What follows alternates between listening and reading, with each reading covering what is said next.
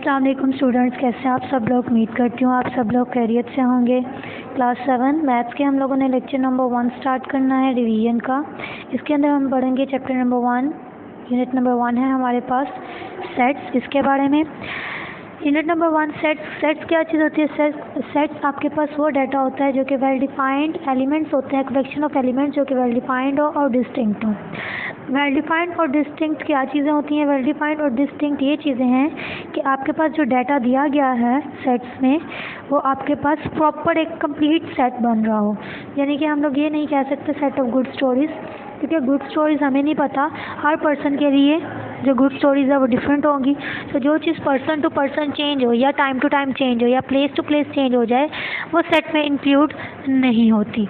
इसी तरीके से आपके पास डिस्टिंक्ट चीज़ क्या होती है। अगर एक आपके पास कोई सेट है स्मॉल SMALL, तो आपके पास अगर कोई लेटर 2 बार या 3 बार या 10 बार भी रिपीट हो रहा है, लेकिन सेट जब आप बनाएंगे तो उसमें एक ही बार उसको इंक्लूड करेंगे, तो डिस्टिंक्ट इस चीज़ को बोलते हैं।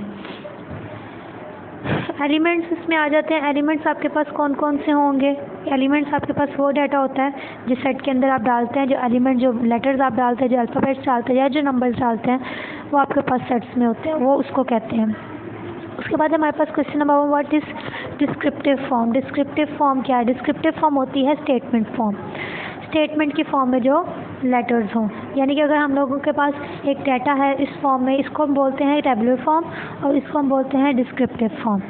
तो हमने उसको स्टेटमेंट में लिखा है, जैसे set of this, set of this, set of ये numbers, set of whatever जो भी हमारे पास सेट हो। जैसे कि यहाँ पे सेट है हमारे पास वॉवल्स का, तो हम यहाँ पे स्टेटमेंट लिखेंगे सेट ऑफ इंग्लिश वॉवल्स या set of vowels of English alphabets. तो ये आपके पास सेट बनेगा। इसी तरीके से अगर आपके पास 3, 6, 9, 12 है, तो ये क्या है, मल्टीपल्स ऑफ 3 है, तो हम इसी तरीके से इसको शो करेंगे सेट ऑफ मल्टीपल्स ऑफ 3। उसके बाद है टेबुलर फॉर्म। टेबुलर फॉर्म क्या है, right the following. Tabular form आपके पास ये फॉर्म है जब हर एलिमेंट सेपरेटली लिखा जाए विद इन द ब्रैकेट्स, और हर एक जो एलिमेंट है वो सेपरेटेड बाय हो कोमा। तो हमारे पास सेट ऑफ हॉकी है, तो हॉकी का हम सेट जब बनाएंगे तो क्या लिखेंगे, A bracket H, O, C, K, E, Y, complete हो। सेट ऑफ 2 रेनबोज आप बना सकते हैं, मल्टीपल्स ऑफ 5 बना सकते हैं। उसके बाद ये वाली जो फॉर्म होती है, थर्ड फॉर्म होती है, इसको हम बोलते हैं set builder form. Set builder form से हम डाटा को इस तरीके से दिखे कि एलिमेंट इसका है, इसको इस तरीके से शो करना है, किस सेट का एलिमेंट है, सिंपली इसको डिफाइन करेंगे। उसके बाद आते हैं एक्सरसाइज 1.2। क्वेश्चन नंबर 1 है हमारे पास यूनियन। यूनियन क्या चीज़ होती है, जब हमारे पास 2 सेट्स आ जाए और उसको हमने एक ही सेट में लिखना हो, तो उसको हम बोलते हैं union of a set. Union of a set में दोनों सेट्स के सारे एलिमेंट्स इंक्लूड होंगे। यानी कि अगर सेट A और सेट B है तो उसके सारे एलिमेंट्स हम लिखेंगे विद द सीक्वेंस। अगर अल्फ़ाबेट्स है तो अल्फ़ाबेटिकल सीक्वेंस, अगर नंबर है तो न्यूमेरिकल सीक्वेंस। जैसे कि 1, 3, 5 है और 1, 2, 3, 4 है, तो हम इसको लिखेंगे 1, 2, 3, 4, 5। यानी कि हमारे पास बेशक ये वैल्यू 5 पहले है, लेकिन हम 5 को पहले शो नहीं करेंगे, न्यूमेरिकल वैल्यू के थ्रू इसको सॉल्व करेंगे। अगर आपके पास 3 नंबर्स हैं, 3 आपके पास सेट्स हैं, तो आपने 3 सेट्स को भी ऐसे ही करना है। AEIOU है, अल्फ़ाबेट्स को अल्फ़ाबेटिकली जो है हमने नंबर जो है अल्फ़ाबेट्स को अरेंज करके लिखना है। उसके बाद इंटरसेक्शन। इंटरसेक्शन बोलते हैं कॉमन को। कॉमन नंबर्स लिखने होते हैं, जो सेट A में हो और जो सेट B में हो, सिर्फ वही नंबर्स लिखने हैं। सारे एलिमेंट्स नहीं लिखने होते, सेट A और सेट B के कॉमन एलिमेंट्स लिखने होते हैं। जैसे कि यहाँ पे हमारे पास P इज़ इक्वल टू 0, 1, 2, 3 और Q इज़ इक्वल -1, -3, -2, -1 और 0। अब माइनस वाली वैल्यू और प्लस वाली वैल्यूज़ कभी भी सेम नहीं हो सकती। माइनस और प्लस की एक अलग वैल्यू, माइनस की वैल्यू जो होती है वो बहुत छोटी होती है और प्लस की वैल्यू बड़ी होती है। तो इसमें कॉमन क्या, खाली 0। इंटरसेक्शन में हमने यही करना है। अब हमने इंटरसेक्शन या वो लेना है, हमने यूनियन लेना है सेट ऑफ नेचुरल नंबर्स का और सेट ऑफ होल नंबर्स का। Natural numbers 1, 2, 3, 4 so on, whole number 0, 1, 2, 3, 4। Question number 4 में प्राइम नंबर्स और कंपोजिट नंबर है। प्राइम नंबर्स जो अपने टेबल पे जाते हैं और किसी टेबल पे नहीं जाते, और कंपोजिट नंबर जो अपने टेबल के अलावा दूसरे टेबल से भी जाते हैं। प्राइम नंबर आपके पास आ जाएगा 1, 3, 5, 7, 11, और कंपोजिट नंबर आ जाएगा आपके पास प्राइम नंबर थे 2, 3, 5, 7, 11, और कंपोजिट नंबर है आपके पास 4, 6, 8, ये सारे नंबर्स आपके पास आ जाते हैं। उसके बाद इसको भी आपने अगर 3 एलिमेंट्स आपके पास आ जाए, 3 सेट्स आ जाए, तो उसके आपने कैसे निकालना है, उसको भी इसी तरीके से सॉल्व करना है। सिंपल क्वेश्चन है, पहले 2 सेट्स का निकाल लें, यानी कि पहले ब्रैकेट को सॉल्व कर लें, उसके बाद ब्रैकेट के बाहर वैल्यू को। अगले वाले पार्ट में भी यही चीज़ होनी है, ये भी ऐसे ही है। उसके बाद आपके पास क्वेश्चन नंबर है 7 वाले क्वेश्चन में आपने क्या करना है, आर है, आर इज़ इक्वल 0 1 2 3 और एस इज़ इक्वल 0 2 3 और T is equal 1 2 3 4। R backslash S है, आर बैकस्लैश एस का मतलब है आर माइनस एस। आर वाले एलिमेंट्स में एस वाले एलिमेंट्स को निकाल देना है, वो नहीं लिखने यानी कि, और जो बाकी रह जाएंगे सिर्फ वो एलिमेंट्स इंक्लूड होंगे, ठीक है। आर वाले में से इस वाले एलिमेंट को निकालने, यानी कि 0 निकल जाएगा, 2 निकल जाएगा। 4 का इसमें कोई लिंक नहीं है, 4 नहीं आएगा। सेकंड वाले सेट में अगर कोई एक्स्ट्रा एलिमेंट हो वो नहीं आता। इसमें क्या बच गया, 1 और 3, सिर्फ 1 और 3 आपके पास आंसर आएगा। उसके बाद हमारे पास एक्सरसाइज 1.3 के अंदर हमने बताना है डिसजॉइंट और ओवरलैपिंग सेट्स के बारे में और डिफरेंट और सेट्स हैं। डिसजॉइंट और ओवरलैपिंग सेट्स क्या होते हैं, डिसजॉइंट का मतलब है कि 2 सेट्स हैं ए और B, set A and B, इसके एलिमेंट्स सारे डिफरेंट हो, सेट ए के और सेट बी के सारे एलिमेंट्स डिफरेंट हो। और ओवरलैपिंग में क्या होता है, सेट ए और सेट बी के कुछ एलिमेंट्स सेम हो, कुछ हो सकते हैं, सारे हो सकते हैं, वो डिपेंड करता है सिचुएशन पे। तो सेट ए और सेट बी के सारे एलिमेंट्स या कुछ एलिमेंट्स सेम हो, तो इसमें हमने यही बताना है। अगर आपके पास 2 सेट्स में से कुछ कॉमन है तो वो ओवरलैपिंग सेट है, और कुछ नहीं है तो वो डिसजॉइंट सेट है। उसके बाद हमारे पास हमने निकालना है कॉम्प्लीमेंट्स। कॉम्प्लीमेंट्स का साइन होता है ये, छोटा सा ऊपर सी लगाते हैं अल्फ़ाबेट के ऊपर या स्लैश डालते हैं, इसको बोलते हैं हम जो है कॉम्प्लीमेंट।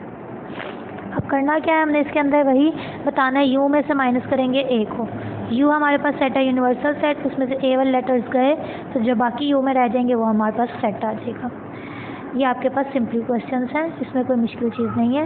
1 में से यू में से, यानी कि यू आपके पास 1 to 10 है, 1 to 10 में से 1 to 5 निकाल दें तो आपके पास क्या बच गया, 6 to 10, वो आप सिर्फ शो करेंगे।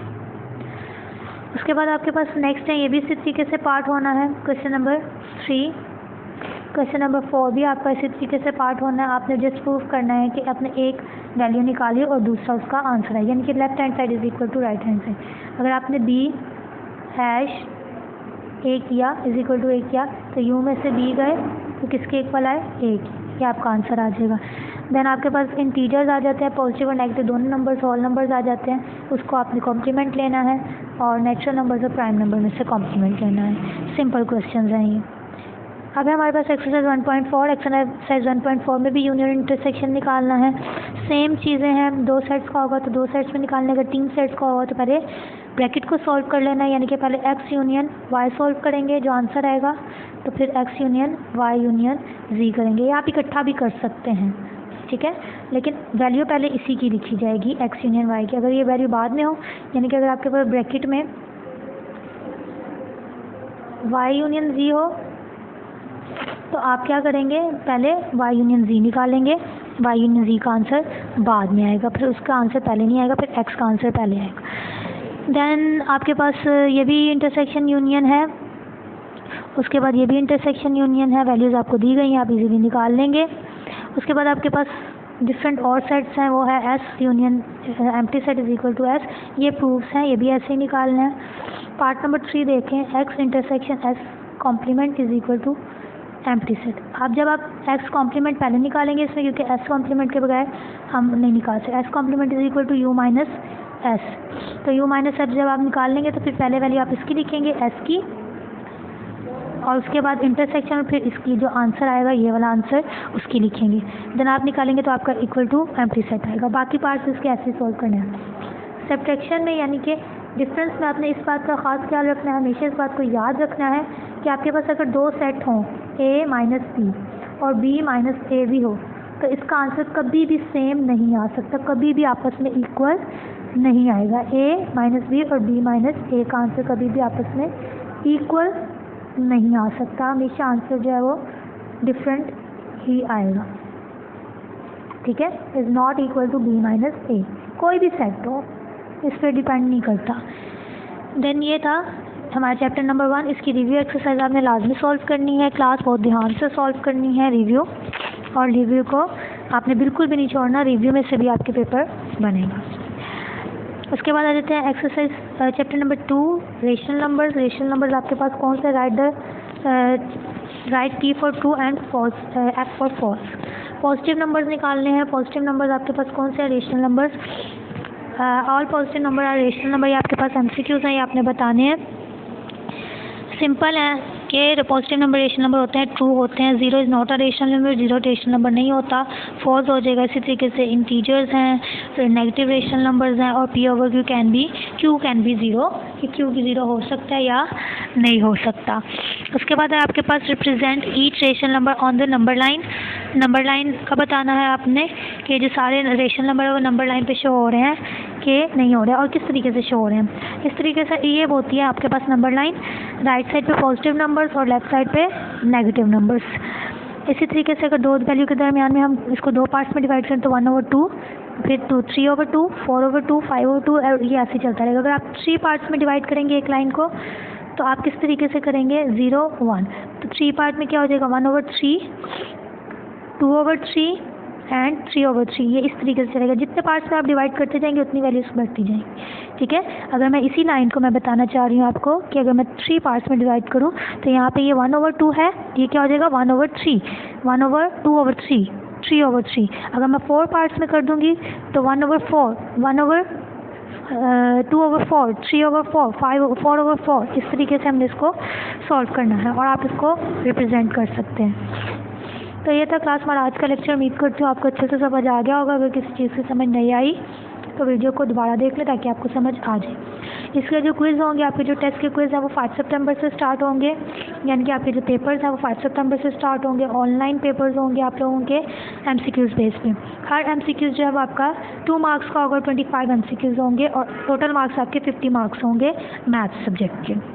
तो आपने बहुत ध्यान से सॉल्व करना है। टाइम लिमिट इसमें होगी। टाइम पीरियड जो है वो आपको बता दिया जाएगा। वो 1 आवर हो सकता है, वो 2 आवर हो सकते हैं, वो डिपेंड करता है। तो आपने बहुत ध्यान से सॉल्व करना है। टाइम के अंदर अंदर उसको सॉल्व कर लेना और ध्यान से सॉल्व करना है। Thank you. अपना ख्याल रखें। अल्लाह हाफिज़।